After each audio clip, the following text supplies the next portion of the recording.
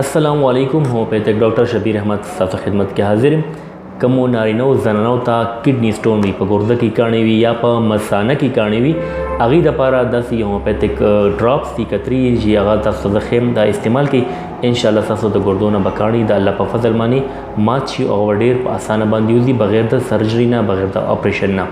خو لومړی یو څو احتیاط وکړئ چې کوم خلک بدپریزي کوي نو په پرهیز وکړئ احتیاط وکړئ تاسو د اوبو کمی برابر کړئ اوبه ډېر زیات څښئ او بل یورین چې تاسو ته د وړوکي حاجت ضرورت راشي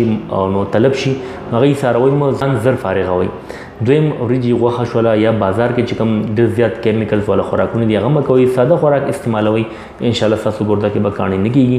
که چېرې تاسو ګرده کې کاڼي وي یا په مثانه کې کاڼي وي نو دا باربیرس ډراپس راځي باربیرس رینل ډراپس هومیوپیتھک ډراپس دي تاسو کتی شئ او دا به تاسو ته هومیوپیتھک سټور کې میلاو شي د دې ډېر زیاتې فایدې دي دې چې کوم ریمډي ده که نه ډېره بهترین ده بهترین هومیوپیتھک میډیسن دې کې استعمال شوي دي کوم چې د کډنیز صحت دپاره کډني انفیکشن دپاره مثانې انفیکشن دپاره د یو ټي آی دپاره د میتیازو نالې کې چې کوم انفیکشن وي یا کاڼې وي شګه وي انشاءالله تاسو چې دا باربیرس رینل ډراپس استعمال کوئ نو دې سره به ستاسو د ګردې کاڼې مات شي او ډېر په اسانه باندې د میتیازو په ذریعه باندې هغه انشاءالله خارج شي د دې ډراپس نوم دی باربیرس رینل ډراپس او د دې قیمت دی 220 روپۍ دا به تاسو ته په هومیوپیتھک سټور کې میلاو شي د دې کار چې کوم دی هغه ګرده کې کاڼی چې ماتوي پتري وباسي او ګرده مثانه کې چې کوم سوزش وي څه انفیکشن وي پړسوب وي هغه ختموي د الله په فضل باندې یا چې د چا پسل راځي یا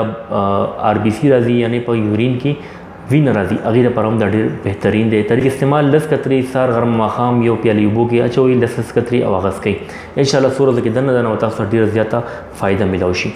داسې معلوماتي ویډیوز کتو لپاره زما د چینل ډاکټر شبیر پښتو خامخا سبسکرایب کړئ دا ویډیو خپل ملګرو سره شیر کړئ چې هغې ته هم فایده وشي خوشحاله اوسئ الله حافظ